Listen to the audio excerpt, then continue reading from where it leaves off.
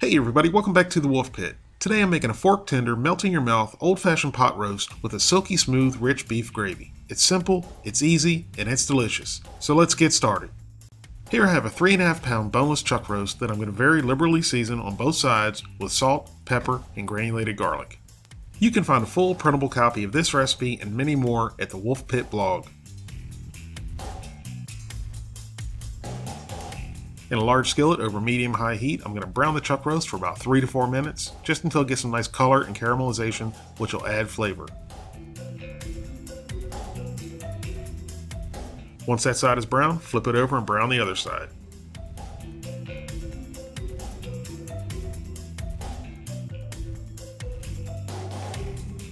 Once both sides are brown, I'm going to add chopped yellow onion,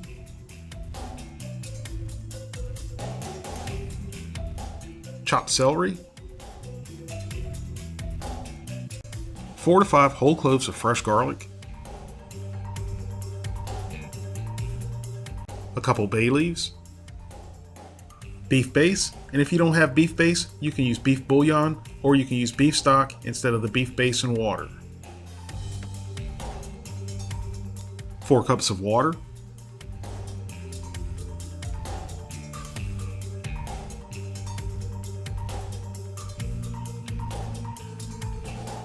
and finally some Worcestershire sauce. I'm not going to add any salt and pepper at this point because of the salt and pepper when we season the roast, as well as the salt in the beef base. I'll adjust for seasoning towards the end. Bring this up to a light boil, reduce the heat to low, cover, and let it simmer for about 3 to 3.5 hours until it's fork tender. After 3.5 hours, remove the lid, poke around with your fork, and the fork should go in with little to no resistance. My foolproof way of telling a chuck roast is done is by sticking a fork into the thickest part, twisting it like you would spaghetti, and if it twists and the meat comes out, it's done. Now very carefully remove the chuck roast from the pan. Please don't forget to like this video and subscribe, and come back every Tuesday, Thursday, and Sunday for new recipes and cooking videos.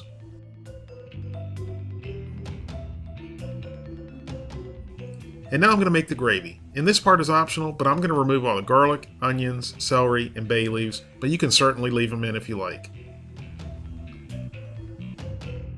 Once you've removed all the vegetables, bring the braising liquid back up to a simmer and add cornstarch slurry, which is equal parts water and cornstarch, and that'll thicken our gravy. Give that a good mix, and the gravy should almost immediately thicken. Now you can plate the pot roast up however you like, but I'm doing it with homemade mashed potatoes and honey glazed carrots. Add a generous ladle of the gravy to the mashed potatoes and of course to the pot roast.